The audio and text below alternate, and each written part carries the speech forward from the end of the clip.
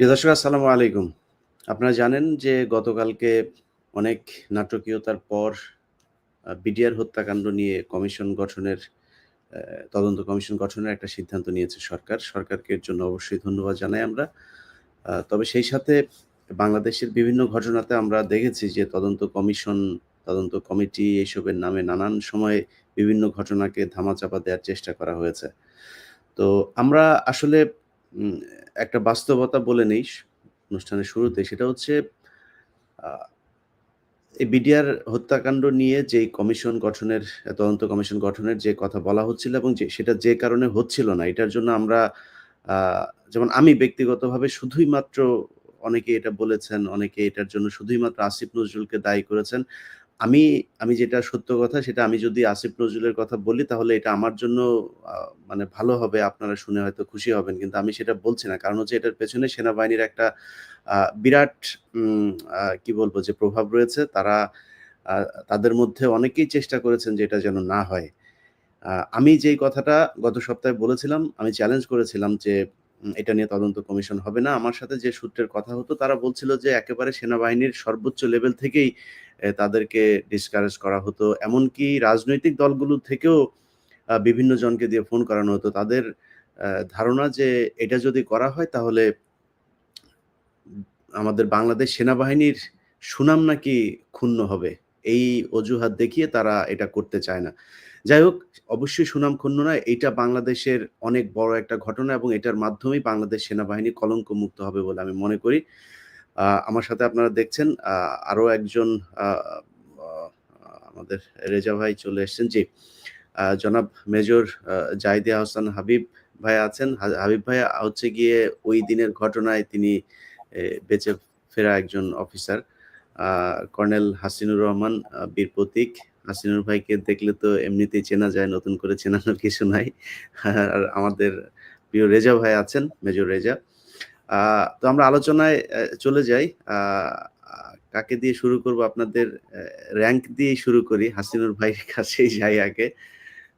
তো অ হাসিনুর ভাই কমিশন হলো।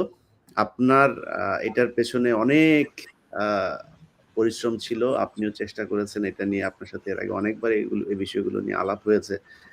কি মনে করছেন? আশা, প্রাপ্তি, প্রত্যাশা, হতাশা? এখন কথা হলো ভাই, আসসালামু আলাইকুম। সবাই যারা অনুষ্ঠান দেখছেন সবাইকে আমার শুভেচ্ছা। আজকে আমরা মাঠে ছিলাম। বিডিআর সদস্যরা ছিল, আমাদের ভাবিরা ছিল। কথা ছিল একটা, কেন কমিশন হবে না? আমি তো মনে করি এটা তো আমার বা সমগ্র দেশের জনগণের চাওয়া পাওয়া। আর স্বরাষ্ট্র উপদেষ্টা ওতপ্রোতভাবে জড়িত। উনি উদ্যোগে এটা মানে আগায় আসা উচিত ছিল। বা তা উনি করেন নাই। উল্টা উনি না করে দিছেন। বাট দুঃখজনক। বাট ইনশাল্লাহ এখন ওনারা করবেন। বাট এই করার মধ্যে কথা আছে। আমরা নাম প্রপোজ করতেছিলাম, এএলএম ফজলু, জেনারেল ফজলু, তার নামটা থাকুক। উনি বিডিআর ডিজি ছিলেন এবং সাহসী একজন যোদ্ধা, তার নাম থাকুক। এই নাম নিয়ে গড়িমসি চলতেছে। বাট আমরা মনে করি একমাত্র এক ব্যক্তি, জেনারেল ফজলু, এখানে থাকা দরকার। মানবাধিকার কমিশনের সদস্য থাকতে পারে, অন্যান্য যে কোনো পদবীর যে কোনো মর্যাদার লোক। বাট কথা হলো, কোনো আমলা এখানে থাকবে না। আর এই 15 বছরের সুবিধা পাওয়া কোনো ব্যক্তি এই কমিশনে থাকবে না। আমি বিশ্বাস করি কমিশনও হবে এবং এই সপ্তাহের মধ্যে ইনশাল্লাহ মামলাও হবে, যাতে কেউ ছাড় না পায়। আমি ব্যক্তিগতভাবে মনে করি বাংলাদেশের ভিতরে কোনো দুর্ঘটনা বা অঘটন ঘটে যদি, এটার দায়িত্ব হলো হোম মিনিস্টারের। হোম মিনিস্ট্রি ওই সময় যে ঘটনা ঘটে, এটা হোম মিনিস্ট্রির মধ্যেই নিয়ন্ত্রিত ছিল এবং ঠিক মতো যদি কাজ করতো র্যাব, র্যাব গেটে ছিল, কাজ করে নাই। কেন করে নাই তা তদন্তের মধ্যে আসবে। যতটুকু জানি তারেক সিদ্দিকী কাজ করতে দেন নাই। এই জেনারেল তারেক সিদ্দিকী আসলে সব জায়গায় ওতপ্রোতভাবে জড়িত, অপকর্মের সাথে জড়িত।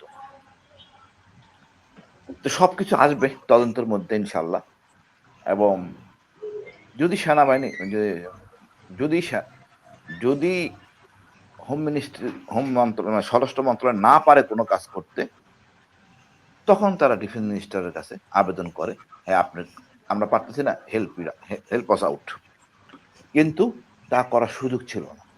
ডিফেন্স মিনিস্টার ছিল শেখ হাসিনা। শেখ হাসিনাই এই অপরাধের সাথে জড়িত, ওতপ্রোতভাবে জড়িত। তো উনি চান নাই সমস্যার সমাধান হোক। ইনফ্যাক্ট রৌমারি আর পাদুয়া এই দুইটা ইনসিডেন্টে বিএসএফ এর চরম বিপর্যয় ঘটে। তাদের একটা সাহসী বা মনোবল খুবই খারাপ, নিম্নমানের ছিল। তাদের দরকার ছিল আপডেট করা। শেখ হাসিনার সাথে এটা মানে আমার বিশ্বাস যে গত 2টা বছর 111-এর সাথে প্ল্যান করেই কাজটা করা হয়েছে। শেখ হাসিনা এটার সাথে ওতপ্রোতভাবে জড়িত। তার মন্ত্রিসভার নানক, তাপস, শেখ সেলিম, এমপি বেল্লাল, আমরা সবগুলি চক আউট করছি কাদের কাদের দেওয়া দরকার। ইনশাল্লাহ আমরা সবাই কিছু দেখতে পাবো, দৃশ্যমান হবে এবং এটা আন্তর্জাতিক অপরাধ ট্রাইব্যুনালে বিচার হবে ইনশাল্লাহ।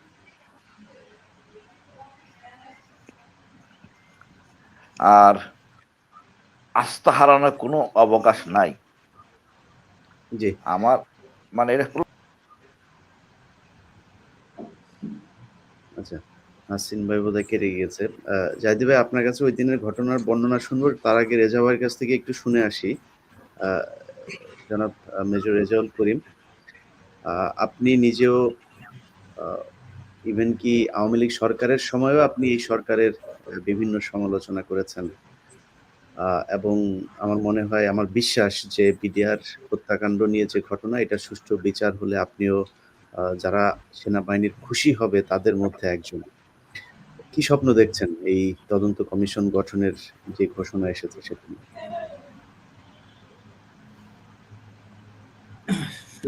সকল দর্শক সবাইকে এবং এখানে উপস্থিত যারা সবাইকে আসসালামু আলাইকুম। সর্বপ্রথম সকল প্রশংসা মহান আল্লাহ তাআলা, এবং এরপরে আমি ইলিয়াস হোসেনকে ধন্যবাদ দেব। বিশেষ করে আমি দর্শকদের উদ্দেশ্যে একটা কথা বলতে চাই যে আমি আসলে কেন ইলিয়াস হোসেনকে ভালোবাসি মন থেকে এবং রেসপেক্ট করি। কারণ হচ্ছে দুটো কারণে। একটা হচ্ছে হলো আমাদের দেশে অনেক এখন নব্য প্রতিবাদী বের হয়েছে। আমাদের দেশে অনেকে এখন নতুন করে প্রতিবাদ করছেন। অনেকেই ধর্মের কথা বলেন, সততার কথা বলেন, অনেক কিছু। কিন্তু আমি প্রায় 12-14 বছর আরো বেশি সময় ধরে আমি ইলিয়াস হোসেনকে চিনি। যাকে আমি একটা জায়গায় সবসময় খুব মজবুত ঈমানের একটা মানুষ। কাজকর্মে ভুল ত্রুটি সমালোচনা অনেক কিছু থাকতে পারুক। বাট আমার কাছে একটা পরীক্ষিত ঈমানের মানুষ সে। এই কারণে আমি ওই যে মুসলমানদের সম্পর্কটা কি? ঈমানি শক্তির সম্পর্ক। তো সেই ঈমানের বিষয়ে আমি আসলে ওই দিক থেকে ইলিয়াসকে সবচেয়ে বেশি ভালোবাসি এটা। আর 2 হচ্ছে তার লোভ লালসা নাই, নির্লোভ। বর্তমানে অনেকেই যারা কাজ করে অনেকেই অনেক সুযোগ সুবিধা নেয়। আমরা যারা পূর্বে প্রতিবাদ করছি, প্রতিবাদ করার পরে আমাদের অনেকের হাতে অনেক সুযোগ আসছে। তার মধ্যে অনেকেই সুযোগ গ্রহণ করেছে, বাট ইলিয়াস সেই সুযোগটা নেয়নি। এজন্য আমি আমার রেসপেক্ট, ভালোবাসা এবং সেলুট টু ইলিয়াস হোসেন। আচ্ছা, এখন মূল প্রসঙ্গটায় ফিরি। অ্যাকচুয়ালি পিলখানার কথাটা বলতে গেলে আমাদের অনেকগুলো বিষয় এখানে আসে। বাট আমি একটা বিষয় সবচেয়ে বেশি গুরুত্ব আরোপ করবো। সেটা হচ্ছে কি, যে বাংলাদেশে আপনারা যা দেখেন এখানে বিশেষ করে হাসিন স্যার আছেন। হাসিনুর স্যারের সাথে আমার আলাদা একটা সম্পর্ক আছে। স্যারকে আমার সরি স্যার, আমি সালাম দিতে ভুলে গেছিলাম। আসসালামু আলাইকুম স্যার। এন্ড জাহিদ সালাম। আমরা হাসিনুর স্যারকে নিয়ে এই প্রসঙ্গে ইলিয়াসকে লক্ষ্য করে বলি, ইলিয়াস হাসিনুর স্যারকে যখন গুম করা হয়, স্যারকে নিয়ে একটা পোস্ট দিয়ে আমি নিজেও গুম হয়ে গেছিলাম। এটা এই বিষয়টা স্যারের সাথে গত কিছুদিন আগে ইউনিভার্সিটি সেমিনারে বসে গল্প করতেছিলাম আমরা। না, ওই সময় তো ওনার জন্য অনেক, এবং কি এই যে বিএনপির অনেক যারা অনলাইনে কাজ করতো তাদের অনেককেও আটক করা হয়েছিল ওই সময়।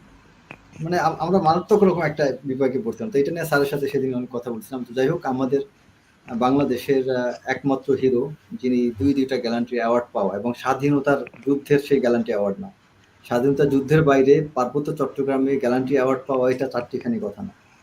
তো যাই হোক, তো সেরকম একজন মানুষকে গুম করা হয়েছিল। এতে বোঝা যায় বাংলাদেশে আমাদের কোন আমল আমরা পার করেছি। তো যাই হোক, এই অ্যাকচুয়ালি আমি সবচেয়ে বেশি গুরুত্ব আরোপ করি পিলখানা ঘটনাকে এই জন্য যে পিলখানা ঘটনার সাথে যদি আমরা ওই জায়গায় ফিরে যাই, তাহলে বাংলাদেশের যত অপকর্ম আছে সমস্ত অপকর্মের সৃষ্টি, উৎপত্তি, জার্মিনেশন এই পিলখানা থেকেই শুরু। বাংলাদেশটা ধ্বংস শুরু এই পিলখানার মাধ্যমে। বাংলাদেশটা বিক্রি শুরু পিলখানার মাধ্যমে। বাংলাদেশ যে অন্য কোনো রাষ্ট্রের তাবেদার হয়েছে, বিক্রি হয়েছিল, বাংলাদেশ সরকার যে একটি পুতুল সরকার ছিল, শেখ হাসিনা যে অন্যের কাছে তিনি নির্ভরশীল ছিলেন, এটা পরিষ্কারভাবে দৃশ্যমান হয়েছিল এই পিলখানা ঘটনা। এবং এই এক পিলখানা ঘটনাকে যদি আমরা সামনে রাখি, পিলখানার অপকর্মগুলোকে যদি সামনে রাখি, সত্যি কথা সমস্ত অন্যায় বাংলাদেশের বিচার হয়ে যাবে, সমস্ত অন্যায় পরিষ্কারভাবে ফুটে উঠবে, সমস্ত কিছু সূত্র এই পিলখানা। একটু আমরা যদি খেয়াল করি, এবং এই পিলখানার কুশীলব যারা ছিল, এই পিলখানা হত্যাকাণ্ডের সাথে যারা জড়িত এবং এই হত্যাকাণ্ডের সময় যারা সুবিধাভোগী এবং এই হত্যাকাণ্ডের যারা যারা এই শেখ হাসিনাকে রক্ষা করতে চেয়েছিলেন বা এই হত্যাকাণ্ডে জড়িত ব্যক্তিদেরকে যারা রক্ষা করতে চেয়েছিলেন, সেই ব্যক্তিগুলি পরবর্তীতে গডফাদার, মাফিয়া বা তারাই পরবর্তীতে বাংলাদেশে খুনি, গুমের হোতায় মানে হোতার মহানায়ক হয়েছিলেন। আপনারা জাস্ট খেয়াল করে দেখবেন পিলখানা হত্যাকাণ্ডের সময় কিছু কিছু ব্যক্তিরা, তারা কিছু কিছু অফিসার আমাদের, যখন তদন্ত প্রক্রিয়া শুরু হয়, যখন এই পিলখানা হত্যাকাণ্ড নিয়ে যখন আর্মি অফিসাররা প্রতিবাদ করা শুরু করে, এই সেনাকুঞ্জে যখন শেখ হাসিনার সাথে প্রতিবাদ হয়, যখন সেনাপ্রধান মঈনু আহমেদের সাথে প্রতিবাদ হয়, সেই সময়ে এই আমাদের সেনাবাহিনীর কতিপয় অফিসার তারা তখন শেখ হাসিনার সাথে যোগাযোগ করা শুরু করেছিলেন এই কথা বলে যে কি কি ষড়যন্ত্র হচ্ছে। তারা জাসুস সেজে শেখ হাসিনার অতি সন্নিকটে গিয়েছিলেন। এবং এই পিলখানা ঘটনার পরে এই সুযোগটা হয়েছিল। অনেক অফিসার জীবনে যোগ্যতা তো দূরের কথা, এরা সত্যিকার অর্থে একটা পুলিশের কনস্টেবল হওয়ার যোগ্যতা নাই, এমন কিছু অফিসারও ছিল যারা যে কোনো কারণে হোক, কোনো একটা সময় হয়তো আর্মি চাকরি যেভাবে হোক পেয়েছিল, বাট পরবর্তীতে এরা প্রমোশন পাওয়ার যোগ্য ছিল না। তারা বুঝে গিয়েছিল আমি মেজরের পরে আর কিছুই হইতে পারবো না বা ক্যাপ্টেনের পরে কিছুই হতে পারবো না। সেই মানুষগুলো তখন চিন্তা করলো this the right time Sheikh হাসিনার দৃষ্টি আকর্ষণ করার। তখন তারা কি করলো, এই শেখ হাসিনার কাছে তারা বিভিন্ন তথ্যের নামে বিভিন্ন অফিসারকে ফাঁসানো শুরু করলো, এবং এটা পিলখানার ঘটনার মাধ্যমে। আমার এই দুটো coursemate they lost their job. তার মধ্যে একটা কোর্সমেট কোর্সের প্রথম দিকে এবং আরেকটা কোর্সমেট সেও খুব ভালো অফিসার, দুইজনেই কিন্তু তারা ক্যাপ্টেন র্যাঙ্কে তখন চাকরি হারাইলো। কি কারণে? একটাই অপরাধ ছিল, সেনাকুঞ্জে যখন অল অফিসারকে শেখ হাসিনা এবং মঈন আহমেদ অ্যাড্রেস করছিল, তখন সেখানে তারা প্রতিবাদ করেছে। তো এই ঘটনা এবং এই কোর্সমেটদের আরো কিছু অফিসারদেরকে যাদের চাকরুচ্যুত করা হলো, তাদেরকে চাকরুচ্যুত করার পিছনে যারা এই যে বিভিন্ন তথ্যপাত্র দিয়েছিল, সরবরাহ করেছিল, এবং বাংলাদেশ সেনাবাহিনীতে বিভিন্ন যে ভুয়া মিউটিনির কথা তৈরি করা ছিল, সব নাটক ছিল, সবই নাটক। এই হাসিন স্যার নিজে ভালো করে জানেন, যেমন কামরুল স্যার থেকে শুরু করে অনেকগুলো অফিসারকে মিউটিনি নাম দেওয়া হয়েছিল। অ্যাকচুয়ালি কি এই কথাগুলো শেখ হাসিনাকে এই জন্য বলা হয়েছিল যে বাংলাদেশে একটা মিউটিনি হতে যাচ্ছে, ষড়যন্ত্র হতে যাচ্ছে, তো এই তথ্যটা যে শেখ হাসিনার কাছে দেয়, সে অটোমেটিক্যালি কিন্তু সে আপন হয়ে যায়।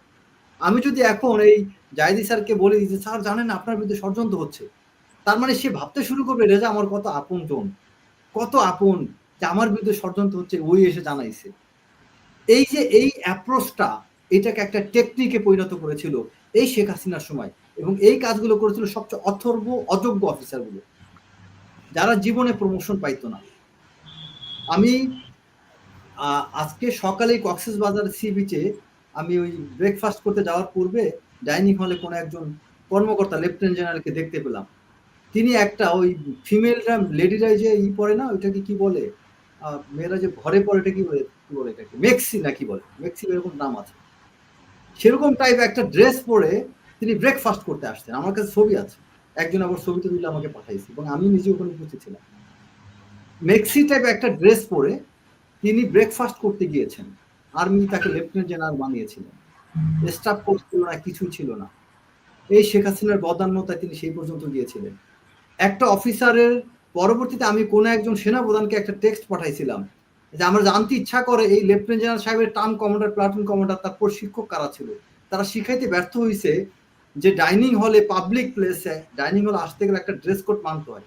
এটা আমার আর্মি অফিসার সবাই আমরা করি, কিন্তু সিভিল লোক সবকিছু করতে পারে, বাট আমরা পারি না অনেক কিছু, কারণ আমাদের ট্রেনিং এর ড্রেস কোড জিনিসটাকে খুব গুরুত্ব দেওয়া হয়। একটা ডাইনিং হলে যাব, সেখানে মিনিমাম একটা শার্ট প্যান্ট, একটা ট্রাউজার পরা উচিত, সেখানে একটা মেক্সি টাইপ ড্রেস পরে যাচ্ছে এবং তার এই বুকটা এই পর্যন্ত পুরো ফাঁকা ছিল, হাতা কাটা এরকম এখানে অর্ধেক, আর তারপর আর বাকিটা দৃশ্য বললাম না। আমি প্রোগ্রাম শেষে আমি ইলিয়াসের কাছে ছবিগুলো পাঠাবো। তো এইরকম ব্যক্তিগুলো এই শেখ হাসিনার সময় প্রমোশন পেয়ে বড় উচ্চ পদে গিয়েছিলেন। এটা কি কারণে? এই মানুষগুলো পিলখানা ঘটনার সময় নীরব ছিলেন। এই পিলখানা ঘটনা আমরা অনেক কথা তুলে ধরি, কিন্তু কিছু ব্যক্তির নাম আনি না। পিলখানা ঘটনার সময় দিদেন ডিজিএফআই ডিজি জেনারেল মোল্লা ফজলে আকবর, তিনি কেন সিঙ্গাপুরে ছিলেন? ডিজিএফআই ডিজি এইরকম ঘটনার সময় তো ওইখানে থাকার কথা না। কেন শেখ হাসিনা সেদিন সেই পিলখানা ঘটনার দিন, ওই দিন তার প্রোগ্রাম ছিল, সেই প্রোগ্রাম তিনি কেন যান নাই? তারপরে ডিজিএফআই ডিজি সেখানে কেন উপস্থিত থাকেন নাই? তিনি কেন এই বিষয়ে তার ডাইরেক্টর বা কাউকে কোনো নির্দেশনা, কোনো তথ্যপত্র দেননি? সব টপ পার্সনরা সবকিছু জানতো। তারপরে যখন এই পিলখানা ঘটনা ঘটে, তখন এটা ছিল একটা মিলিটারি সিচুয়েশন। সেখানে কেন সাধারণ রাজনীতিবিদদেরকে পাঠালো, সিনিয়র নেতা না পাঠায় কেন আজম আর নানকের মতো নেতাকে পাঠানো হলো? সবকিছু পরিষ্কার ছিল। এই সিচুয়েশন ট্যাকেল দেওয়ার জন্য তখন দিদেন ব্রিগেড কমান্ডার 46 ব্রিগেডের হাকিম, তাকে পাঠাইতে পারতো। আমাদের আর্মির 2টা এপিসি যদি পিলখানা গেটে যায়, তাক করা হইতো, সব ঠান্ডা হয়ে যেত। আমাদের কোনো মিলিটারি অ্যাকশন নেওয়া হয়নি, মিলিটারি কোনো অফিসারকে পাঠানো হয় নাই, কোনো কিছু করা হয়নি। আচ্ছা, এখন আমি পিলখানার ঘটনা সবাই জানে, এটা নিয়ে একই জিনিস তফসরা করে লাভ নাই। এখন আমি আসি এই যে কমিশন নিয়ে, যেটা কমিশন অ্যান্ড কমিটি। একটা বিষয় কি, আমাদের একটা বিষয় হচ্ছে যে অ্যাকচুয়ালি এই কমিশনটা কি? কমিটিটা হলো সাধারণত একটা ইন্টারনাল, মানে কোনো একটা বিষয় যদি কোনো ইন্টারনাল মানে committee is a group of individuals who are appointed or elected to perform a specific task internally. আর যেটা হচ্ছে মানে যেমন আমি আমার নিজের প্রতিষ্ঠানের মধ্যে আমি একটা কমিটি তৈরি করে দিলাম আমার নিজ প্রতিষ্ঠানের জন্য। আরেকটা হলো আর কমিশন হচ্ছে তার কমিশনের যারা রিপোর্ট তৈরি করে, ইনভেস্টিগেশন করে। কিন্তু একটা কমিটি কিন্তু রিপোর্ট ইনভেস্টিগেশন করার কথা না, সেটা টাস্ক দিবে, এই তোমরা কমিটি এটা সম্পর্কে একটা কিছু বানায় দিয়ে দিও, এটা আমি অ্যাকশন নেই না নেই, এটা কোনো আইনি জটিলতা থাকে না। Committee mostly operates a means of internal regulation of legislators by the legislator. আর কমিশন হচ্ছে সার্ভস অ্যাজ অ্যান এক্সটার্নাল কি বলা যায় রিভিউ প্রসেস, যারা একটা রিপোর্ট তৈরি করে, ইনভেস্টিগেশন করে এবং ইনভেস্টিগেট করে, তারা স্টাডি করে এবং পার্টিকুলার কোনো ইস্যু নিয়ে কোনো একটা মানে এবং তারা অ্যাপয়েন্টেড হয় by the government or can be the organisation. এবং সেই কমিশন যে রিপোর্টটা বানায়, সেই কমিশনের রিপোর্টের কিন্তু একটা দায়বদ্ধতা থাকে যে এটা নিয়ে আমাকে একটা অ্যাকশন যেতে হবে। একটা কমিটির ক্ষেত্রে এটা হয় না, কমিশনের ক্ষেত্রে কিন্তু সেটা হয়। তারা যে কমিটি করছে, কেন কমিটি করবে? এটা তো কোনো কমিশন। আচ্ছা, তারপরে একটা কথা হচ্ছে যে কমিটি করছে, এটা একটা সিচুয়েশনের আলোকে কেন করবে? এই যে লোকজন প্রতিবাদ করলো, সবাই যে আন্দোলন করলো, সোশ্যাল মিডিয়াতে অনেক প্রতিবাদ করালে তারপর একটা তারা সান্ত্বনা সূচক একটা কমিটি বানায়, এটা তেমন হওয়ার কথা না। এই জিনিসগুলোই তো আমাদের সন্দেহের উদ্রেক করে যে এই যে বিষয়গুলো হচ্ছে, এবং আমরা অলরেডি জানি যে আমাদের একটা বিষয় খেয়াল রাখা উচিত, আজকে শেখ হাসিনা তথা আওয়ামী লীগ ধ্বংস বা এই তলানিতে আসার কারণটা কি? কোন একটা নির্দিষ্ট দেশের প্রতি শেখ হাসিনার অতি মাত্রায় চাটুকারিতা, নির্ভরশীলতা, তার কাছে দেশকে বিক্রি করে দেওয়া। আজকে এই শিক্ষা থেকে আমাদের বোঝা উচিত বাংলাদেশ সেই আগের জায়গায় নেই, বাংলাদেশের মানুষ অনেক সচেতন। এখন আপনি ওই যে রাগ ঢাক করার কিছু নাই, এখন প্রকাশ্যেই বাংলাদেশের সমস্ত জাতি জনগণ সবাই বলছে যে ভারতের সাথে আমাদের শত্রুতা না করি, কিন্তু ভারত আমাদেরকে একটা মানে স্টেটের মতো করে চালাবে, তাদের কোনো প্রাদেশিক কোনো একটা স্টেটের মতো করে চালাবে তা না, সেটা করার সুযোগ নেই। বরং এই মুহূর্তে জনপ্রিয়তা অর্জন করতে গেলে তোমাকে ভারতের বিরুদ্ধে যেতে হবে। এখন তুমি বাংলাদেশে কি করতেছো, এই সরকারটা কি করতেছে, তারা ভারতের সাথে ব্যালেন্স করার চেষ্টা করতেছে। ভারতের সাথে ব্যালেন্স না করে আমাদের ব্যালেন্স অফ পাওয়ার পলিসিটি অ্যাপ্লাই করা উচিত। কিরকম? আমরা যখন বাংলাদেশ আমরা প্যারালালি চায়নার সাথে সম্পর্ক মজবুত করব, আমরা তখন ভারত আমাদেরকে তোয়াক্কা করবে। আমরা যখন প্যারালালি ইউএসএ, ইউকে, মায়ানমার, প্রতিবেশী পাকিস্তান সবার সাথে সুসম্পর্ক করব, ভারত আমাদেরকে তখন মূল্যায়ন করবে। একই সাথে আমরা যখন ভারতের সাথে সম্পর্ক রাখবো, তখন চায়না আবার আমাদেরকে মূল্যায়ন করবে, তখন পাকিস্তান আমাদেরকে মূল্যায়ন করবে। আমাদের দরকার নেই কোনো রাষ্ট্রের দাবিদারি করা, পাকিস্তানেরও দাবিদারি করা দরকার নাই, চায়নারও না, ভারতেরও। এই যে triangular relationship, China, Bharat, Pakistan, Bangladesh, এই রিলেশনশিপের মধ্যে আমাদের কিন্তু আমাদের জিও পলিটিক্যাল প্লাস জিওগ্রাফিক্যাল যে লোকেশন, এই লোকেশন অনুযায়ী বাংলাদেশ পারে সবচেয়ে বেশি পাওয়ারফুল রোল পালন করতে।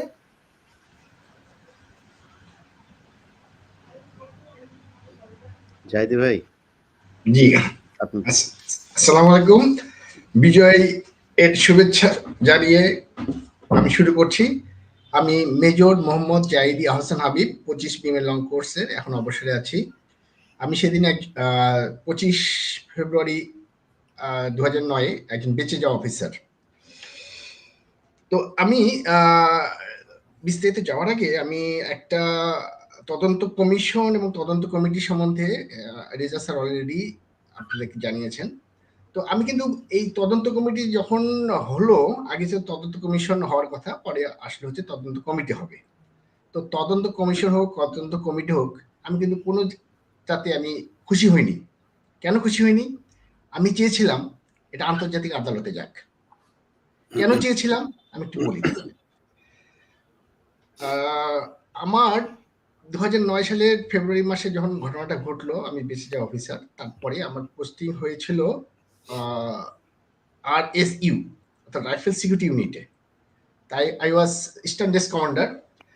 তার আগেই আমার আমি ছিলাম হচ্ছে জেডএস হিসেবে আমার পোস্টিং হয়েছিল বিডিআর কার্নেজের আগেই, মানে বিডিআর কিলিং এর আগে আমার পোস্টিং হয়েছিল। তখন RSU কমান্ডার ছিলেন হচ্ছেন কর্নেল আতিকুজ্জামান স্যার। হি কল মি এবং সে আমাকে বললো যে জাহিদি, তুমি আমার ইস্টার্ন ডেস্কটা তুমি দেখো, কেননা এখন তো আমাদেরকে রিফর্ম করতে হবে। এই সময় একটা হিউম্যান ক্রাই উঠে গেল যে এই বিচার কার্যটা কে করবে এবং কিভাবে হবে। তখন আর্মির মধ্যে সবাই একসাথে বলে যে এটা কোর্ট মার্শাল হতে হবে, যে বিকজ এটা আর্মির সবাই মারা গেছে, এটা কোর্ট মার্শাল করতে হবে, এমবিএমএল আওতা আনতে হবে এবং 3 মাসের মধ্যে সবাইকে একটা আমরা সমাধান দেখতে চাই। তো এটা নিয়ে আমার সিও তদানীন্তন ডিজিও মহোদয় মাইনুল স্যার, ওনারা বললেন যে না, এটা আর্মি এটা বিচার করবে বা আর্মি কোর্ট মার্শাল হবে এটা, বা এমবিএমএল আওতায় হবে। আমরা সবাই খুশি। কিন্তু কিছুদিন পরে পরে শুরু হলো যে এটা ওভাবে হবে না, এটাকে একটা এমিকাস কিউ একটা গঠন করবে 11 জন মিলে। 11 জনের একটা বিচারক সবাই একসাথে বসবেন, তারাই নির্ধারণ করবেন কিভাবে এটা সমাধান হবে, কোন প্রক্রিয়া হবে। আইদার বিডিআরের যে বিচার, এই বিচারের মাধ্যমে হবে না, বিচার অথবা আর্মির মানে এমবিএমএল এর মাধ্যমে হবে, না সাধারণ অন্য কোনো নতুন কোনো উপায় হবে, না ওই ফৌজদারি আদালতে হবে। এটা নিয়ে তখন হিউজ একটা সবার মধ্যে একটা কানাঘুষা শুরু হয়ে গেল। তো ওই 11 জন এমিকাস কিউয়ের সব বিচারপতিরা বসলেন। তো আমি আমার স্ট্যান্ডার্ড কমান্ডার হিসেবে আমাকে মাঝে মাঝে ওই এমিকাস কিউয়ে ওখানে যেতে হতো, ওদের কি ডিসিশন হচ্ছে, কি কতদূর আগাচ্ছে না আগাচ্ছে, ওগুলো আমি নোট করে নিয়ে এসে পরের দিন আমি মর্নিং ব্রিফে আমি ব্রিফ করতাম। আমাদের বিডিআর যে মর্নিং ব্রিফটা হয় সেখানে, ওখানে জেনারেল মাইনুল স্যার থাকতেন এবং অন্যান্য অফিসাররা সবাই থাকতেন।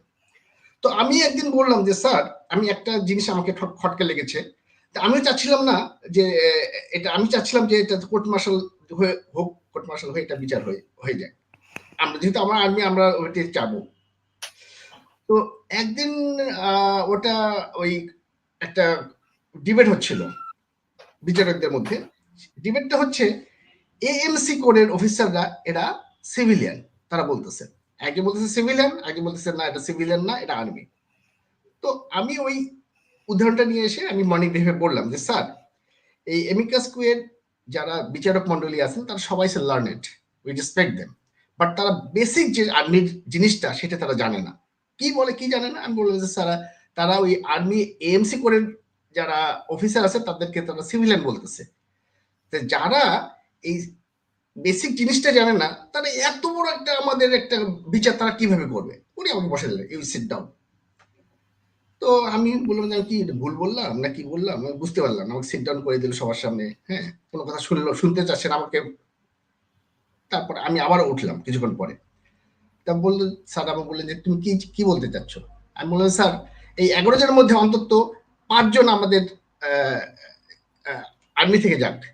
আর্মির আমাদের তো জ্যাক ডিপার্টমেন্ট আছে, সেখান থেকে আমাদের 5 জন যেতে পারে, তাহলে একটা ভালো হবে। তো এটা ওখানে আবার আমাকে বসে দিলাম। তখন আমি বললাম যে এভাবে একটু মনে হয়, আমি তো ইয়াং সবচেয়ে, মানে তখন আমাদের বয়সও তো এটা বেশি ছিল না, আমি এখন লেফটেন্যান্ট কর্নেল টার্নও আসেনি আমার। তখন আমি বসে গেলাম, তখন আমি এটা নিয়ে আমি আমার সিও কে জানালাম। সিও বলে যে ঠিক আছে, তুমি একটা রিপোর্ট লেখো, রিপোর্ট লিখে আমরা আমাদের চ্যানেলে আমরা পাঠিয়ে দিই। আমার সিও ছিলেন তখন হচ্ছে লেফটেন্যান্ট কর্নেল আতিকুজ্জামান। তো এই মুহূর্তে আমি একটু বলে রাখতে চাই, স্যার কিন্তু একদম কোয়ালিফাইড একজন আই কোর্সের অফিসার, উনি ইনস্ট্রাক্টর ছিলেন। ইউ ক্যান, মানে আমরা তাকে কিন্তু আমরা এই তদন্ত আদালত যে কমিটি গঠন হবে তাতে কিন্তু আমরা রাখতে পারি, আমরা চিন্তা করে দেখতে পারি।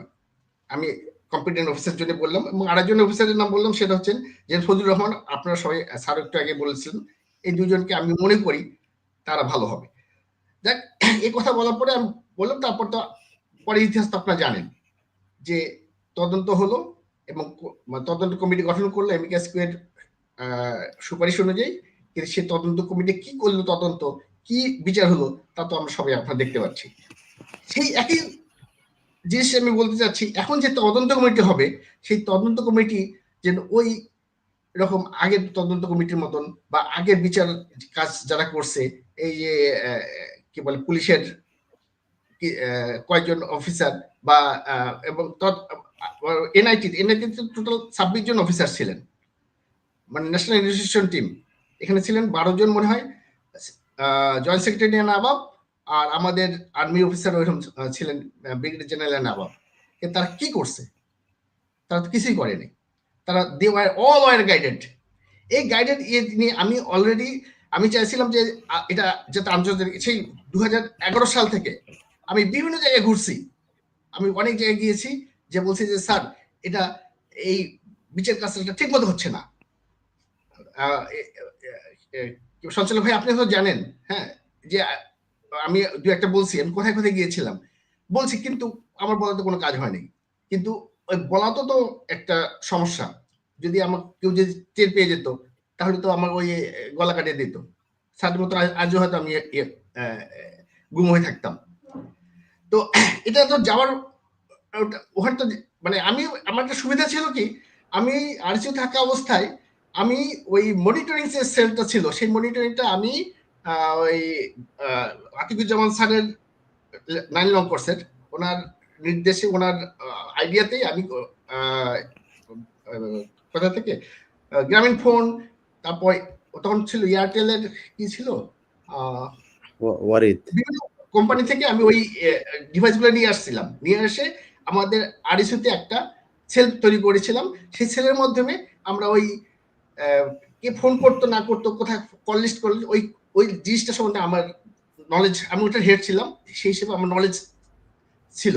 এই কারণে আমি করতাম কি, ওটাকে ফাঁক দিয়ে কিভাবে ফোন করা যায়, এই টেকনিকটা আমার জানা ছিল।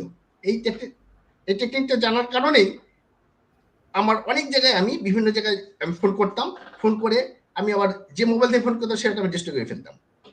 এইভাবে আমি অনেক জায়গায় ফোন করে আমি চেষ্টা করছি ভাই, আমি কিন্তু ওইভাবে পারিনি। তো আজকে যেমন আমি আপনার অনুষ্ঠানের মাধ্যমে আমি জানতে চাচ্ছি, এই তদন্ত কমিশনের কাজ হবে না ভাই। আমরা বাঙালি, আমাদের কিনে দিতে পারবে, আমাদেরকে প্রেশার করে আমাদেরকে উল্টা পাল্টা ইয়ে করতে পারবে, হ্যাঁ। তো আমাদেরকে দরকার হচ্ছে এই আন্তর্জাতিক আদালতে যাওয়া। আপনারা হবে, তদন্ত কমিটি অবশ্যই হবে, তদন্ত কমিটি থেকে তদন্ত কমিশনে যাব, আমরা কমিশনের থেকে আমরা আন্তর্জাতিক আদালতে যাব। এই আমাদের আন্তর্জাতিক আদালতে গেলে হয়তো অনেকের ফাঁসি হবে না, না হোক, বিচারটা যাতে হোক, বিচার হোক। আমরা ফাঁসি চাই না, আমরা বিচার চাই, বিচার যাতে ঠিক বিচারটা হয়। কর্নেল হাসিনুর জি, আপনি শুরুতে যেভাবে বলছিলেন হাসিনুর ভাই, যে এটা নিয়ে আপনি কাদের চান, কাদেরকে চান না, নিশ্চয়ই আপনার ভেতরে একটা সন্দেহ আছে। আরেকটা বিষয় হচ্ছে যে আপনি গুম কমিশনের সাথেও আছেন, মানে ওইখানে আপনাদের যেই সরকারের যে সহায়তা থাকা দরকার, অর্থনৈতিক সহায়তা, একটা কমিশন গঠন করলে তার অবশ্যই তাকে আর্থিক যেই সহায়তা সেটা দিতে হয়। অর্থ ছাড়া তো আসলে কোথাওই করা যায় না। যেমন কালকে স্বরাষ্ট্র উপদেষ্টাও যেটা বলেছেন, সাংবাদিকরা তাকে প্রশ্ন করছিলেন যে আইন মন্ত্রণালয় থেকে কোনো ধরনের করার আপনাদের প্রয়োজন আছে কিনা? তারা বলেছে যে, "আমাদের যদি প্রয়োজন হয় আমরা আইন মন্ত্রণালয়ের সাথে কথা বলব।" প্রতিটা জায়গাতেই তো আসলে অর্থের দরকার আছে। সেক্ষেত্রে অর্থনৈতিক সহায়তাটা, সাপোর্টটা কি আপনাদেরকে দেওয়া হয় কিনা? মানে আমি গুম কমিশনের ক্ষেত্রে বলছি আরকি। না, না, আমি গুম কমিশনে ১ম দিকে অনেক সমস্যা ছিল। কোথায় বসবে, কি চেয়ার টেবিল, কম্পিউটার থেকে শুরু করে কত কিছু দরকার। আসা যাওয়ার জন্য গাড়ি, নিরাপত্তার জন্য পুলিশ, অনেক কিছু দরকার। এটা সময় নিছে, বাট তারা অল্প সময়ের মধ্যে আমি বলব কাঙ্ক্ষিত মাত্রায় পৌঁছতে পারছে। হুম, এইখানে যে সমস্যা, একই সমস্যা, বাট এটা তো ৪ মাস লাগার কথা না। তো সবার দাবি, স্বরাষ্ট্র উপদেষ্টার দাবি, আইন উপদেষ্টার দাবি, সাধারণ জনগণ সবার দাবি। এটা বিচারটা যাই হোক। মূল ঘটনা আমরা জানতে চাচ্ছি। কি হয়েছিল ঘটনা? আজকে মিসেস তানভীর ভাবি বলছেন ৩ জন বিডিআর এসে তার রুমে গিয়েছিল। তা হিন্দিতে কথা বলতেছিল। এখন দেখেন ভারত আসবে এখানে। ভারতকে খুশি করার জন্য করা হয়েছে। আমি আরো অনেক তথ্য জানি। ইনশাআল্লাহ সব বলবো।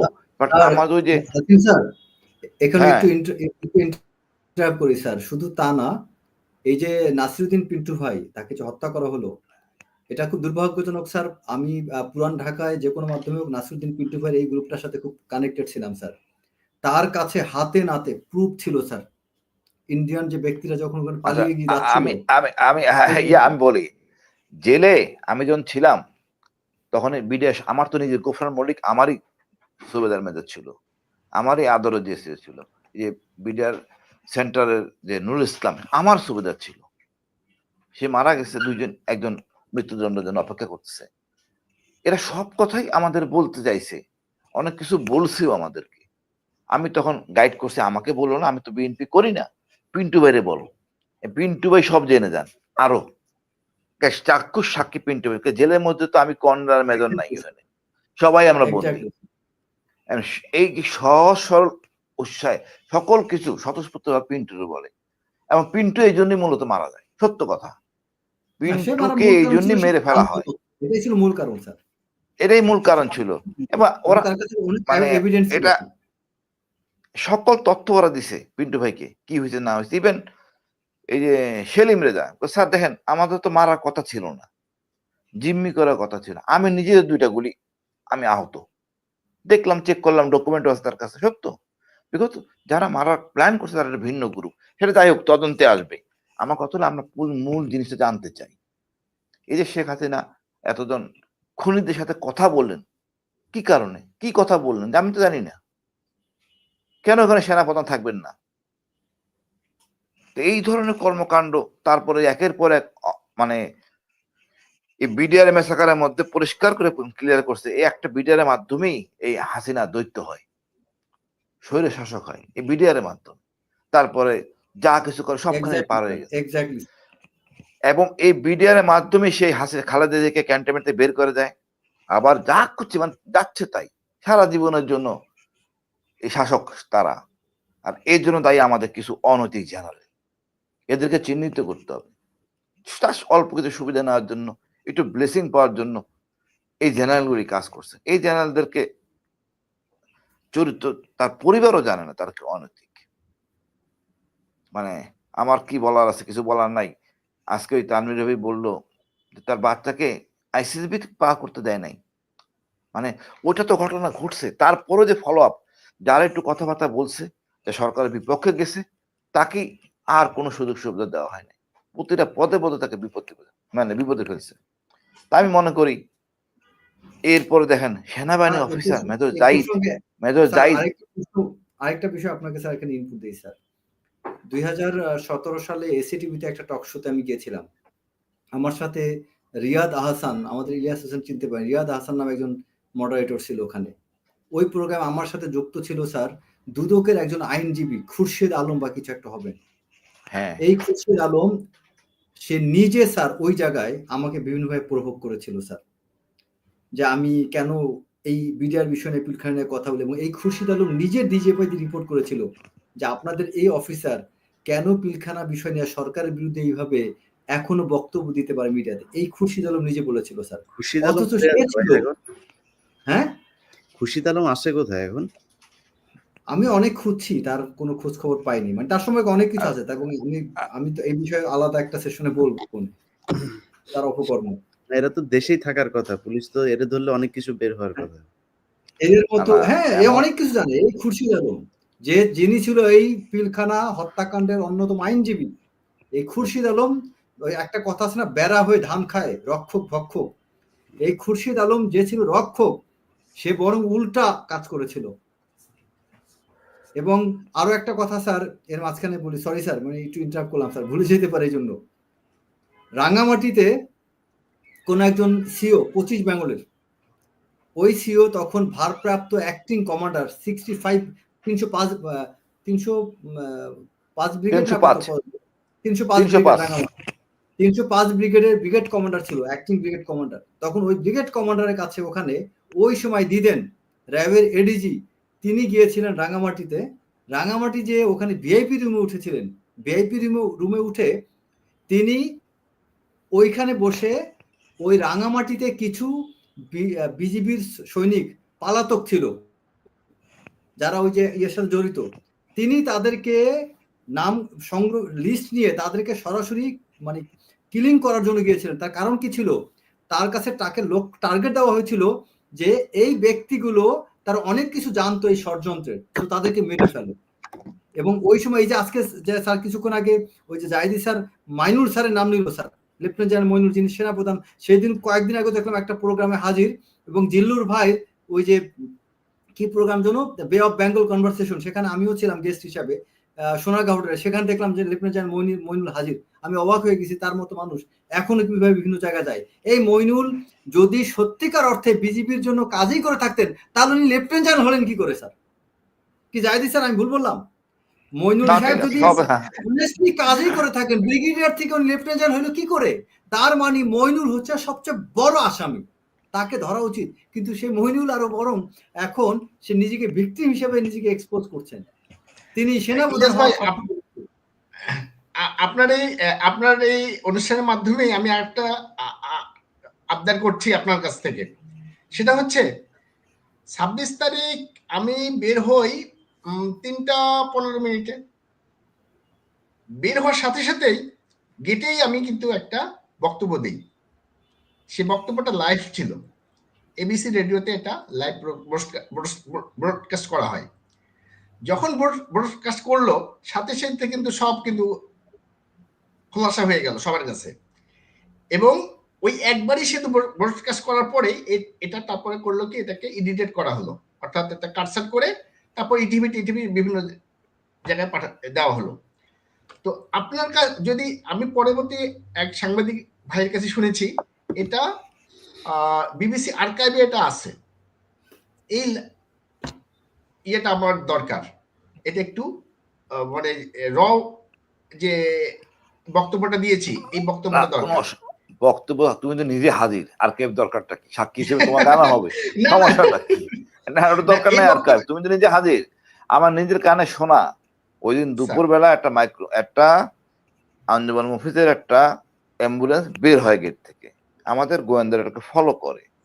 তেজগাঁওর মোড়ে আসার পর ওই অ্যাম্বুলেন্স থেকে 8 জন লোক নেমে একটা সাদা মাইক্রোবাস দাঁড়ানো ছিল, তাতে উঠে, এবং ওই অফিসার ওই মাইক্রোবাসটাকে ফলো করে এয়ারপোর্ট পর্যন্ত আসে। তারপর ওরা ভিতরে ঢুকে যায়, কিন্তু ওরা বুঝতে পারে যে ডিজিএফআই ওদেরকে মনিটর করতেছে, ওই গাড়িটাকে আর ঢুকতে দেয় না, পিছনে ফলো যে গাড়িটা করতেছিল। তখন সে গাড়িটা ঘুরে আনে আঞ্জুমান অফিসের মেইন অফিসের মহাখালী, সেখানে যায়। ওই অ্যাম্বুলেন্সটাকে চেক করে, ওখানে 8টা ইউনিফর্ম পায়, ড্রাইভারকে সব নোট করে নিয়ে আসে। তো অসুবিধা নাই, সব কিছু ফকফকা হয়ে যাবে, বাট তদন্তটা করতে হবে স্বতঃস্ফূর্তভাবে। আমার এখন আমার এই এই পরিবেশ বক্তব্যের আছে। পরে স্যার, আমার এই বক্তব্যের পরে সাথে সাথে কিন্তু স্যার আমাকে ফোন করা হয়, ফোন করে বলা হয় যে আমি যাতে আর কোনো বক্তব্য না দিই। 1 2 নম্বর, অন্যান্য যত সার্ভাইভ অফিসার ছিল, তা আপনি দেখেন স্যার কারো কোনো বক্তব্য নাই, সবাইকে স্টপ করে দেওয়া হয়েছে। স্যার এবং শুধু তা কেন, শাম স্যার কর্নেল শাম স্যার, মানে হাসিন স্যার আপনি তো চিনেন স্যার। টনিক শামস। হ্যাঁ টনিক স্যার, শাম, শুনুন না টনিক শাম। হ্যাঁ স্যার শুনেন স্যার, পিলখানা আপনি ঘটনা। আমেরিকাতে নাকি আছে এখন? হ্যাঁ ইলিয়াস, আমি ওই জিনিসটা বলতেছি। হুম। পিলখানা হত্যাকাণ্ড ঘটলো স্যার ফেব্রুয়ারিতে, ইলেকশন হলো নভেম্বর মাসে, তাই না sir, if I am not wrong? ঠিক ওই সময় হরিণা ক্যাম্পে জোন কমান্ডার ছিল লেফটেন্যান্ট কর্নেল শাম স্যার। আমি হরিণা জোন ভিজিটে গিয়েছিলাম স্যার। একই ক্যাম্পে স্যারের সাথে কয়েকটা রাত, মানে 4 থেকে 5-6টা রাত আমি একসাথে ওখানে কাটাইছি। অনেক আড্ডা, অনেক গল্প ছিল। তখন অনেক দেশপ্রেমের কথা এই শাম স্যার বলতো স্যার। হঠাৎ করে পিলখানা ঘটনা যেদিন ঘটলো, আমি তো স্যার রীতিমতো কান্নাকাটি শুরু করে দিয়েছিলাম যে শাম স্যার কোথায় আছে, কি অবস্থা। শাম স্যার, মনির স্যার, আরো কয়েকটা অফিসার ছিল। তো আলহামদুলিল্লাহ হরিণা এবং বরকল জোনে শুধু সব কজনই জীবিত ছিল স্যার। মনির স্যার, আরেকটা ছিল স্যার ইমরান স্যার, তারা জীবিত ফেরত আসছিল। মনির স্যার হচ্ছে 35 লং করছে স্যার, জাহিদি স্যার চিনতে পারেন। মানে I randomly cried for them. অদ্ভুত বিষয় হচ্ছে এই শাম স্যার দেখি যখন টিভিতে ইন্টারভিউ দিচ্ছে, সে বলছে শেখ হাসিনার প্রশংসা করতেছে স্যার। আমার ওই মুহূর্তে মনে হচ্ছিল যে আমার চোখের পানিগুলো তুই ফেরত দে, যে আমি তোর জন্য চোখের পানি ফেললাম আর তুই এখানে টিভিতে দ্বারা শেখ হাসিনার পক্ষে বক্তব্য দিচ্ছিস, ধন্যবাদ দিয়ে। সেই শাম স্যার ব্রিগেডিয়ার হয়ে এখন আমেরিকায়, এবং একটা জায়দি স্যার এবং আরো 1-2 জন বাদে একজনও কোনো বক্তব্য দিল না। এবং তা না শুধু স্যার, আমাদের ভাবিদেরকে তো চাপ দেওয়া হয়েছিল স্যার। ভাবিদের সাথে যে অন্যায় হয়েছে এখনো তো বাংলাদেশের মানুষ জানে না। এটা হয়তো তাদের সম্মানের খাতিরে আমরা এখন অনেক কিছু গোপন রাখছি, বাট সেদিন ভাবিদের সাথে যে ঘটনা হচ্ছে আমার নিজের কানে শোনা স্যার। কারণ 4 থেকে 5 জন ভাবির জন্য চাকরির জন্য আমি নিজে তদবির করছি স্যার। আল্লাহ বেস্ত নসিব করুক, রাওয়ার যে সাবেক chairman sir Afsar sir, major Afsar, Khandaker Afsar sir আমার কাছে 3 বা 4 জন ভাবিকে পাঠিয়েছিলেন যে রেজা, ভাবিদের লাইফটা খুব দুর্বিষহ, ওনাদেরকে তুমি একটু চাকরি দাও। মানে আল্লাহকে হাজির নাজির করে বলছি স্যার। 2টা ভাবির কথাই আমি শুধু মেনশন করি। ওই 2 ভাবিকে সেনাবাহিনীতে কয়েকজন সিনিয়র অফিসার, ব্রিগেডিয়ার, তাদেরকে ডিস্টার্ব করছিল স্যার চাকরির নামে। বিভিন্ন সময় ফোন টোন করতো স্যার, আজে বাজেই করতো। তখন সেই ভাবি 2টাকে আফসার স্যার খুব ভরসা নিয়ে আমার কাছে পাঠাইছিল স্যার। আমি পরে তাদের চাকরির জন্য আমি স্যার এরপর আমি চেষ্টা করি, এবং আমি তাদেরকে কথা দিয়েছিলাম যে ভাবি আপনাদের জব আমার সাথে একবারে শুধু কথা বলবেন, once your job is final, এছাড়া আপনার সাথে আমার সাথে কন্ট্যাক্ট করারই দরকার নেই। তো এইরকম তখন ভাবিরা অনেক কথা আমাকে বলছিল যে তাদের সাথে কি কি ঘটনা ঘটছিল স্যার, যা বাংলাদেশের জনগণ এখনো জানে না স্যার। ইভেন আমরা আর্মি অফিসারও জানি না। আর একটু কথা বলি, স্যার এই সম্পূর্ণ ভাবিদেরকে নিয়ন্ত্রণ করতো তারেক সিদ্দিকীর মিসেস। ওইটাই বলতে আসছিলাম স্যার, সেই কথাই বলতে আসছিলাম। তারেক সিদ্দিকী শুধু করাপ্টেড না, তার মিসেস এটা আর একটা জাদরেল মহিলা ছিল, বজ্জাত। তার বাসায় ভাবিদেরকে ডেকে স্যার রীতিমতো ধমক দেওয়া হতো, এবং তারেক সিদ্দিকীর মিসেস গালাগালি করতো, আতঙ্কে ভয় ফেলাইতো এই মহিলা। আমি স্যার জাহিদি স্যারকে একটা কথা, জাহিদি স্যার একটা কথা বললেন না স্যার, যে আন্তর্জাতিক আদালতে স্যার, মানে আমি ইউএনের কয়েকটা ক্যাপাসিটিতে চাকরির সুবাদে প্লাস আমি আন্তর্জাতিক এই আদালত এই বিষয় এটা নিয়ে আমি কয়েকটা জায়গায় কাজ করার সুযোগ হয়েছে স্যার আমি, এবং আমি খুব ক্লোজলি এই মানে আইসিসির অ্যাক্টিভিটিসটা আমি জানি স্যার, যেহেতু আমি আবার নিজেও আইআর এর ছাত্র। আইসিসিতে মামলা করে বড়জোর আপনি কি করতে পারবেন স্যার? বড়জোর হবে কি আপনি স্যাংশন করাইতে পারবেন। কিন্তু আমরা কি স্যার এইটাই কি চাই? আমরা আন্তর্জাতিক আদালত না, আমরা নিজেরাই। আমরা ওই কথা কেন যাব স্যার? ওয়াই আন্তর্জাতিক ইন্টারন্যাশনাল ক্রিমিনাল কোর্ট? কেন আন্তর্জাতিক আদালত স্যার? আমরা শেখ হাসিনার সময় যদি টিকা থাকতে পারি, আমরা এখন এই বিচার আদায় করতে পারবো না, এই চিন্তা করাই ভুল। বিচার এখানে করে ছাড়বো আমরা। মানে এই যে একটা কথা বলি, যদি না, ওয়াই যদি না? এখন আমরা কিসে যদি না কথা বলবো স্যার? এখন তো যদি না কথা বলার সময় না। আচ্ছা, তুমি যে চেতনা ধারণ করো, আমাদের উপদেষ্টা কি সেই চেতনা ধারণ করে? তা তো করে না। তাহলে কমিশন করতে তো এত সময় লাগার কথা না। আমার স্বরাষ্ট্র উপদেষ্টা কি সেই চেতনা ধারণ করে? ধারণ করে না স্যার। উপদেষ্টাকে বানাইছে কারা? এই উপদেষ্টাদেরকে প্রধান উপদেষ্টাকে কারা বানাইছে? উপদেষ্টাকে কারা বানাইছে? সেই সাধারণ মানুষই আবার টেনে নামাবে। সিম্পল। আজকে স্যার আপনাকে আরেকটা কথা বলি, আপনি ছাত্রদের আন্দোলন, ছাত্র অবশ্যই হিরো, অবশ্যই ছাত্ররা হিরো। আমাদের সোশ্যাল মিডিয়াতে আমরা যারা কথা বলছি আমরা অনেকে হিরো, কিন্তু ইমপ্লিমেন্টেশন স্যার সর্বপ্রথম পদক্ষেপটা এই রিটায়ার্ড অফিসাররা দিয়েছিল স্যার। আপনি নিজে জানেন। আমরা প্রথম রাওয়ায় যদি ওই প্রতিবাদটা না করি, সেনাপ্রধান কিন্তু ইয়াং অফিসারদের সাথে অ্যাড্রেস করতেন না। আর সেনাপ্রধান যদি ইয়াং অফিসারদের অ্যাড্রেস না করতেন, এই পাশার গুটি চেঞ্জ হইতো না স্যার। আমি 4 তারিখ 5 তারিখ 2 দিনই ক্যান্টনমেন্টে ছিলাম। আমি ক্লোজলি অনেক কিছু দেখছি স্যার, আমি ক্লোজলি অনেক কিছু জানি স্যার। ওই দিন জাস্ট একটুখানি যদি ডিসিশনগত, একটু যদি মানে তথ্যগত ডিসিশনগত কিছু বিষয় না ঘটতো, বিশ্বাস করেন স্যার কিছু হইতো না সেদিন। সেদিন সকালবেলা সকাল 12টা পর্যন্ত বাংলাদেশের জনগণ, ঢাকা সিটি, বিভিন্ন জায়গায় মানুষ কনফার্ম ছিল না something is going to happen. এখন অনেকে অনেক প্রেডিক্ট করে, আমরা জানতাম, হেন তেন, বুলশিট স্যার। আমি বলি আমি 5 তারিখ না 5 তারিখ সকালে মিরপুর ডিসি থেকে বাইরে হইতে আমার 1.5 ঘন্টা সময় লাগছে। কোন বুয়া বাইরে থেকে ঢুকতে পারে না ক্যান্টনমেন্টের ভিতরে, আমাদের Exactly, ডিউটিতে ভিতরে বাইরে হবো কেমনে? এটা হলো বাস্তবতা। সেনাপ্রধানের ওই Exactly, একটা অপশন ছাড়া আর কোনো অপশন ছিল না। তারপর তাকে ছিল না, ধন্যবাদ দিই যে তুমি এটা কাজ করছো। Exactly, sir. যাও, ওই কারণে স্যার এখন আমরা পানিতে আমরা সবাই নামছি। আমাদের গৌরব আমাদের ফিরে আনতে হবে। এই নদী পারে সাঁতরাই আমরা ওই পারে যাবো, কাউকে ভয় পাওয়ার কিছু নাই।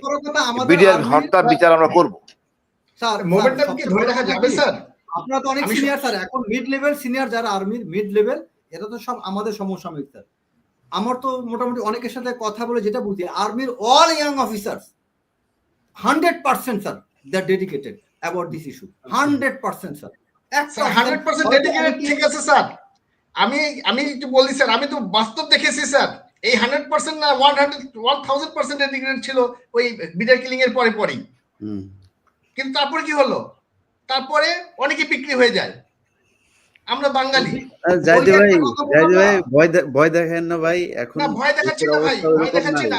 ওই দিন আর এই দিন না, ওই সময় মানুষ জানতো না ইভেন অনেক পার্থক্য বাংলাদেশের সাথে কি ষড়যন্ত্র। আমি তো ভুক্তভোগী। অতএব এখন মানুষ জানে সবকিছু।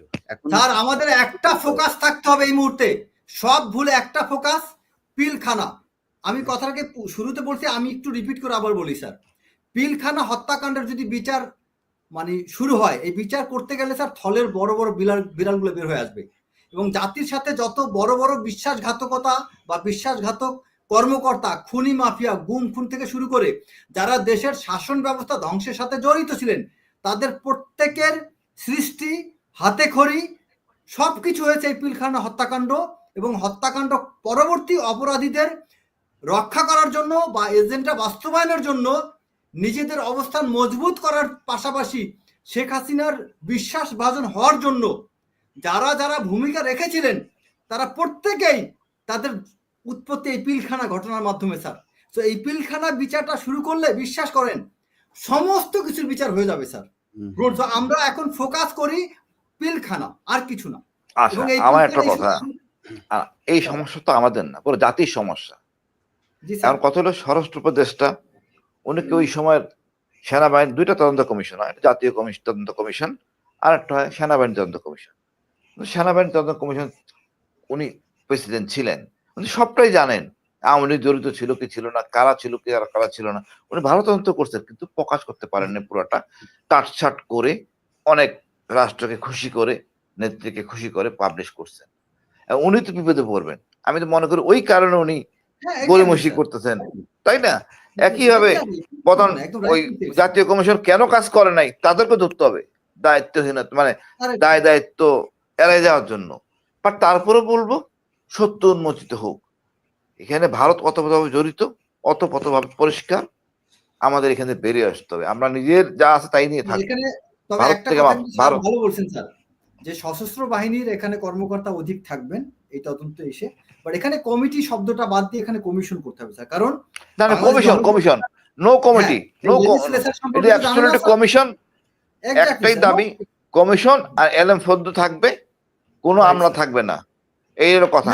আর আন্তর্জাতিক ট্রাইব্যুনালে আমরা অতি দ্রুত 2-3 দিন ম্যাক্সিমাম, অথবা রোববার সোমবার, তাও যাওয়ার কথা না। মিলিটারি অফিসারদের হত্যা করা হয়েছে, এখানে এটা সশস্ত্র বাহিনী কর্মকর্তারা থাকবে, কোন আমলা থাকবে না। কিসের পুলিশ থাকবে, কিসের আমলা থাকবে, কিসের রাজনীতিবিদ থাকবে? নো, আমি বুঝি না। এই আরো অনেক, ইলিয়াস ভাই, এই যে আমাদের গুম করা হইতো, জমটুপি পরা হইতো, হ্যান্ডসাপ লাগা, চোখ বাঁধতো, এটা কি সংবিধান মোতাবেক ছিল? তা তো ছিল না। এখন বিচার করতেছি সংবিধান মোতাবেক। সুতরাং যা যেই অপকর্ম যেইভাবে হয়েছে তার বিচার সেইভাবে হওয়া উচিত, নাইলে এই দেশ ঠিক হবে না। এখন তো রাষ্ট্রীয় সুবিধায় জিয়াউল হাসান আইসা বলে 2 হাত উঠাই দেয়, তার তো এটা হওয়ার কথা নাই। আমাদের তো ডান্ডা বেরি পরাই আনা হইতো, হুজুরদের ডান্ডা বেরি পরাই আনা হইতো, সাধারণ রাজনীতিবিদ আপনি 2 হাত জানাজার উঠানোর নামাজে কথা ডান্ডা বেরি। বলতেছেন। এটা আবার ভাই একটা কয়েকদিন আগে সে ঝগড়া করছে, তাকে তার রুমে এসি দেওয়া হয় না কেন? আপনি বলছেন 2 হাত, তার রুমে ফ্যান শব্দ হয়, এটা নিয়ে সে কমপ্লেইন করছে স্যার। জিয়াউল হাসান না, এটা কমপ্লেইন ভাই করছে এখানে আবার তার এই রুমে। বিষয় হচ্ছে কি, এটা যেহেতু নামটা যেহেতু আন্তর্জাতিক অপরাধ ট্রাইব্যুনাল, সো ইন্টারন্যাশনাল কিছু রুলস রেগুলেশনস এগুলো তারা ফলো করছে আর কি। যেহেতু তো করুক, এটা আমার সমস্যা না। আমি মনে করি যে বিচারটা যদি সুষ্ঠু হয়, এটাই আমাদের জন্য অনেক বড় প্রাপ্তি। আমি যেটা বলতে চাই সেটা হচ্ছে যে আপনারা অনেক আলোচনা করলেন, তো অনেকের কথা বললেন। হাসিনুর ভাই একটা কথা বলেছেন যে আপনার মন্ত্রী মিনিস্টার তাদেরকে ঠিক হইতে হবে। আমি মনে করি কোনো জায়গায় ঠিক হইতে হবে না। আমার দেখা হাসিনুর ভাই, আপনারা যখন ইয়েতে ছিলেন, পাহাড়ে যখন ছিলেন, আপনাকে তো কোনো মন্ত্রী শিখায় দেয়নি। আপনি যে দুর্দান্ত সব করতেন, আপনাকে মন্ত্রী শেখায়। সেনাবাহিনী একটা দেশের একদম বডিগার্ড। এটার এই সেফগার্ড যদি নাকি কখনো ভেঙে যায়, তাহলে সেই দেশের স্বাধীনতা কখনোই থাকে না।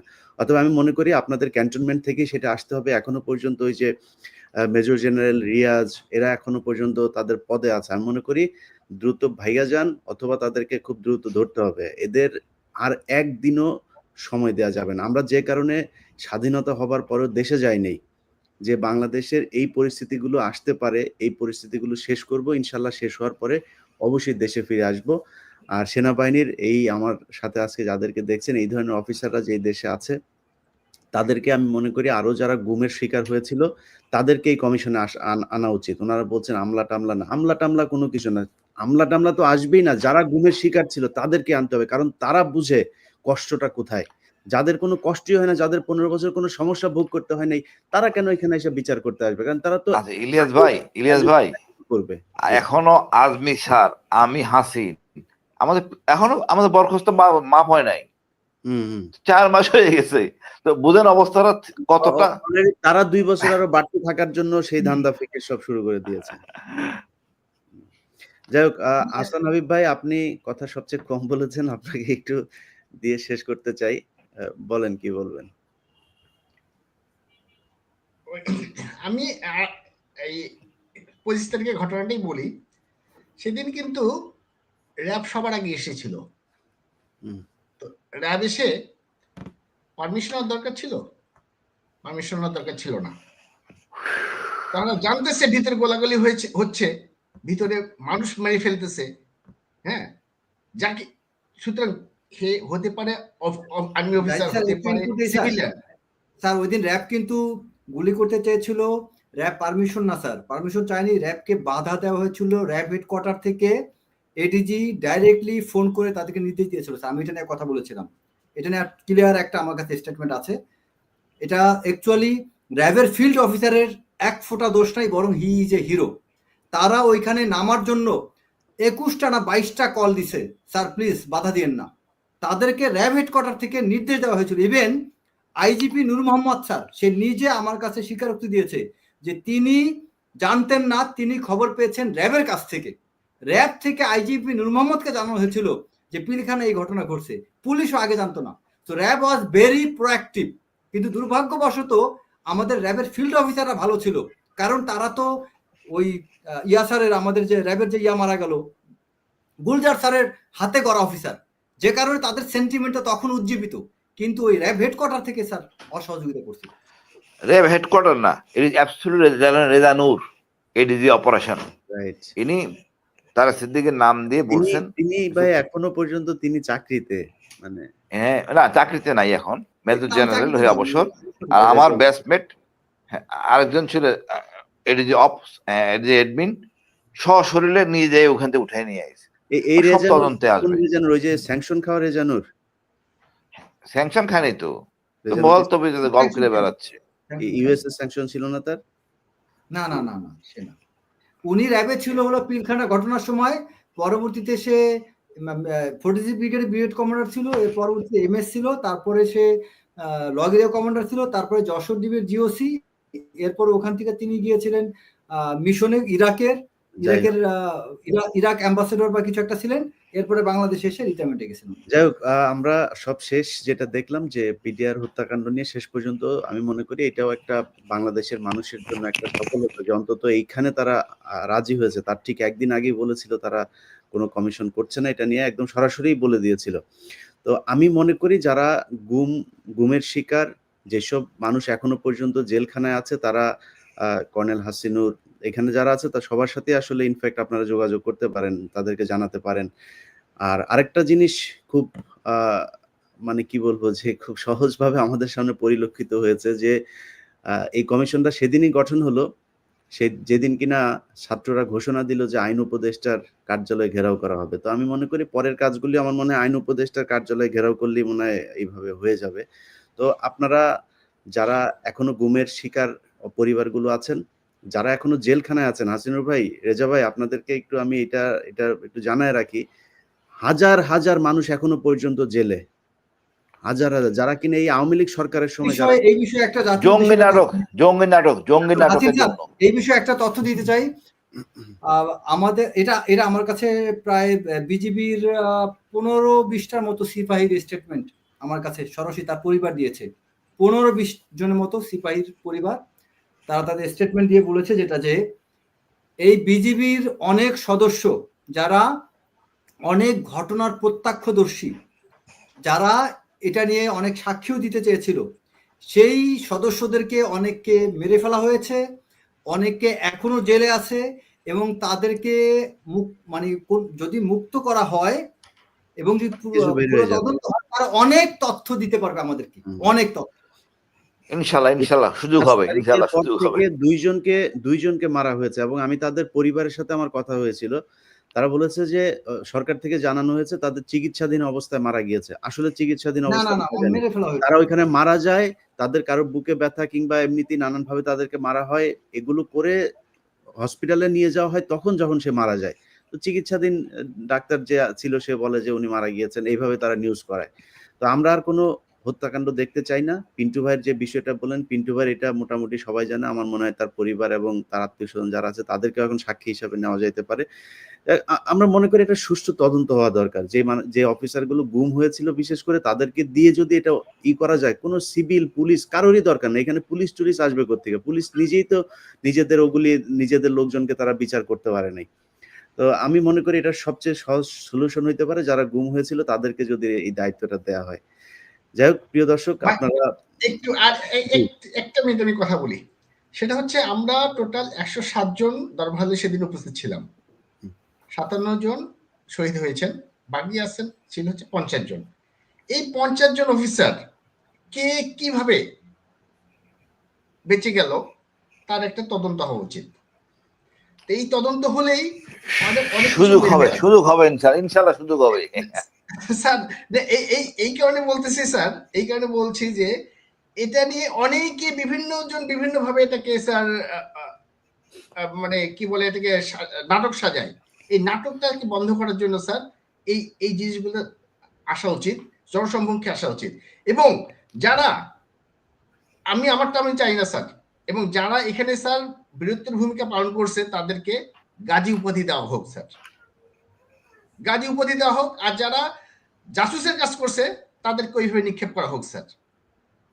কেননা স্যার এই যে ডিভাইড করা হয় এবং এখানে এর মধ্যে থেকে যদি আমরা যদি এটা না চাই তাহলে হবে কি সারা জীবন বিভিন্ন জন বিভিন্নভাবে এটাকে বিশ্লেষণ করে আমাদের তো বাচ্চারা আছে, আমি আস্তে আস্তে কাল মরে যাব, আমাদের বাচ্চারা কেন অনেকে অনেকভাবে বলে যে এই তুই তোর বাবা মারা গেল না কেন? হ্যাঁ, সবাই মারা গেল, তোর বাবা মারা গেল না কেন? আবার কেউ যে যখন কথা বলতে যায় তখন বলতে যে অমুক মারা গেল, আপনি মারা গেলেন না কেন?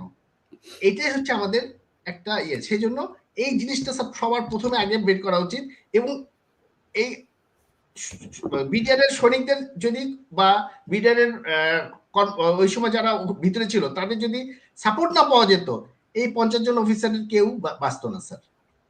আমার সৈনিকরা আমাকে বাঁচিয়েছে, এটা প্রমাণ করতে চেয়ে স্যার আমাকে 2-3টা টক শো করতে আচ্ছা, হয়েছে। মেজর কেন আমি মেজর talk show জাহিদি, করব? মেজর জাহিদি, আপনাকে কি এই যে বিডিআর এর যে সৈনিকদের যে মামলা, ২ টা মামলা, তাদের হত্যা মামলা একটা, আরেকটা বিস্ফোরক দ্রব্য মামলা যেটা, আপনাকে কি এখানে কোনো সাক্ষী বা আপনার কোনো বক্তব্য নেওয়া হয়েছে? হ্যাঁ, আমি আমাকে আমাকে বিডিআর যে পিলখানার ভিতরে জমা হলে একটা বিডিআরের ইন্টারনাল একটা তদন্ত হয়েছিল এবং ওখানে আদালত হয়েছিল। সেই আদালতে আমি ৩ বার আদালত থেকে আমাকে বের করে দেওয়া হয়েছে। যে না এটা হয় না, তুমি মুখস্থ বলো। আমি মুখস্থ বলতে পারিনি। আমি ইঞ্জিনিয়ার ভাই, আমি জীবনে মুখস্থ করি নাই। আমি সারাদিন পরীক্ষা হলে না মুখস্থ করে আমি অঙ্ক করে আমি পাস করে আসছি। আমি মুখস্থ করতে পারি না। আমাকে মুখস্থ করতে হচ্ছিল ওই সময়। কেন আমি মুখস্থ করব? মুখস্থ করতে হবে, মুখস্থ করে আমাকে বলতে হবে আদালতের সামনে। I am not that man. আমি মুখস্থ পারি না। মুখস্থ করতে পারলে তো আমি ফার্স্ট স্ট্যান্ড করতাম। অঙ্কে ১০০ মধ্যে ১০০ পাই আমি। কিন্তু আমি মুখস্থ করতে হবে বাংলায় পাই ৩৭। ইয়ে করলাম, মানে আমি একটু এক্সাইটেড হয়ে গেছিলাম ভাই। হ্যাঁ, তো এইভাবেই চলছে আর কি দেশ। যাই হোক, আমরা সেই মুখস্থ বিদ্যা থেকে বের হইতে চাই। হাসিনুর ভাই, আপনাকে দিয়ে শেষ করি। একটা প্রশ্ন, আমার শেষ একটা প্রশ্ন মাথায় আসলো যে এই যে গুম নিয়ে যে আপনি কাজ করছেন, কোনো চাপ আসে কিনা সেনাবাহিনী থেকে বা কোনো জায়গা থেকে? চাপ নাই, রিকোয়েস্ট, ক্ষমা, এই ধরনের সমস্যা। আচ্ছা, রিকোয়েস্ট, ক্ষমা। আমি তদন্তের মাধ্যমে যতটুকু আমরা যাকে সেভ করতে পারি, বাট হাসিন স্যার, এটা তো আসলে ক্ষমা করার আগে স্যার, ক্ষমা করার আগে অন্তত র্যাবের বিষয় স্যার, আমি আমি কিন্তু সব জানি স্যার। ক্ষমা না করার না আগে অন্তত আমাকে না জিজ্ঞেস না করেন স্যার। র্যাব র্যাব র্যাব যেটা করছে, র্যাবের কে কি দেখো, করছে একদম টু দা না পয়েন্ট না অফ না শোনো, না আমি না জানি না স্যার। না না না না আমি তো সব জানি, কথা সেটা না। কথা হলো, দেখো, যত অপকর্ম করছে আমরা আসলে সরল বিশ্বাসে মন্ত্রী এমপিদের কথা শুনে যে অপকর্ম করছি, দেখা যাবে গুম খুনের সাথে অপরাধীর মধ্যে ৮০% প্লাস, আমি বলি 85% প্লাস আর্মি স্যার অফিসার। আপনাকে ছোট্ট একটা প্রশ্ন করি, আপনি 7 মার্ডারের গল্প শুনছেন স্যার, 9 মার্ডারের গল্প হ্যাঁ কি শুনছেন স্যার? শুনছি। 9 মার্ডার, এটা কি না জানেন নাইন স্যার? 9 মার্ডার মার্ডার শুনি হয়েছিল এক না রাতে। এটা না আমি বাংলাদেশের মানুষ বলি জানে। এক না রাতে না 9টা, এক রাতে 9টা মার্ডার হয়েছিল স্যার। ঢাকায় মনে 9টা হয়, খুন ঢাকায়। হয়েছিল এক রাতে। হ্যাঁ এবং নাই আমি আমার লোকেশনও কথা বলি সেটা। স্যার 300 ফিটে। সময় আসুক কোথায়? স্যার, সব এক্সপোজড হবে। না না এগুলা না, সময় কথা ওইটা না। তুমি ভাবো এই সব কিছুর সাথে আমাদের আর্মি অফিসাররা জড়িত, maximum exactly case sir. Army officer জড়িত। আমাদের মেজর জাহিদি জঙ্গি নাটক বানায় তাকে মারল রূপনগর, মিরপুরের পুলিশ মারলো। কি কেন? কেন তারা মারতে হবে? কোন পর্যায়ে চলে গেছে আমাদের অনৈতিক অবস্থান সেনাবাহিনীর, না তখন যে তো স্যার একটা নিজের অফিসারকে কম্পিটিশন। মারতেছে ওই যে আমি পুলিশ। একটা কথা বলবো এটা না, কি শেখ হাসিনার দৃষ্টিতে আসতে হবে স্যার। তার দৃষ্টি আকর্ষণ করতে হবে। তার বিশ্বাস খুব বাজিয়ে দিতে লজ্জা, হবে।